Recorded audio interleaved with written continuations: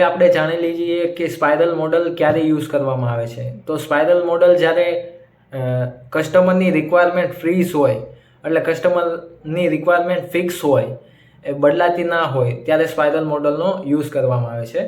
મોડલની ઇમેજ તમે અહીંયા ઉપર જોઈ શકો છો. એને તમે ઝૂમ કરીને જોશો અથવા તમને હું વિડીયોમાં અહીંયા બતાવી દઈશ. આ સ્પાઇરલ મોડલની ઇમેજ છે. આમાં સ્પાઇરલ મોડલમાં 4 ફેઝ આવે છે: એનાલિસિસ, ડિઝાઇન, કોડિંગ અને ટેસ્ટિંગ.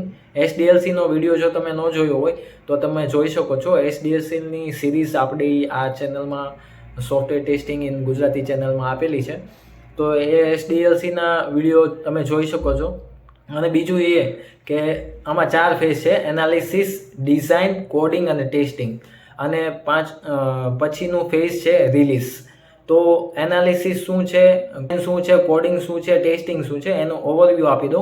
એનાલિસિસ એટલે આપણા project manager, business analyst customer પાસે જશે અને એનું પ્રોડક્ટનું એનાલિસિસ કરશે અને એનું ડોક્યુમેન્ટ બનાવશે. તો એ એનાલિસિસ ફેઝ છે.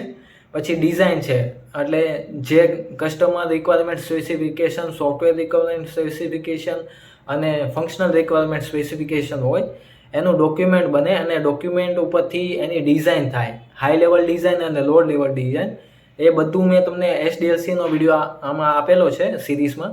એ તમે જોઈ શકો છો. એમાંથી તમને મળી જશે હાઈ લેવલ ડિઝાઇન શું છે, લો લેવલ ડિઝાઇન શું છે, એનાલિસિસ શું છે, એ તમને બધું મળી જશે. પછી છે coding. Developer high level design document અને લો લેવલ ડિઝાઇન ડોક્યુમેન્ટથી કોડિંગ કરશે.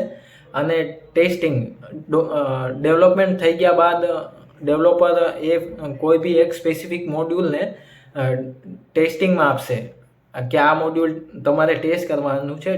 ટેસ્ટર શું કરશે? ટેસ્ટ એન્જિનિયર હશે. એ સ્પેસિફિક મોડ્યુલનું ટેસ્ટિંગ કરશે, એના ટેસ્ટ કેસ એક્ઝિક્યુટ કરશે. ટેસ્ટ સિનારીઓ અને ટેસ્ટ કેસ શું છે એ બી વિડીયોમાં બતાવેલું છે. તો એ બી તમે જોઈ શકો છો વિડીયો. અને પછી આવશે રિલીઝ ફેઝ. કોઈ બી એક સાયકલ પૂરી થશે. આ સ્પાઇરલ મોડેલની તમે ઇમેજ જોઈ, એમાં 1.0, 1.1 એવું લખેલું હતું. તો એનું એ હતું કે એક સાયકલ એની પતી, એનાલિસિસ, ડિઝાઇન, કોડિંગ, ટેસ્ટિંગ અને રિલીઝ.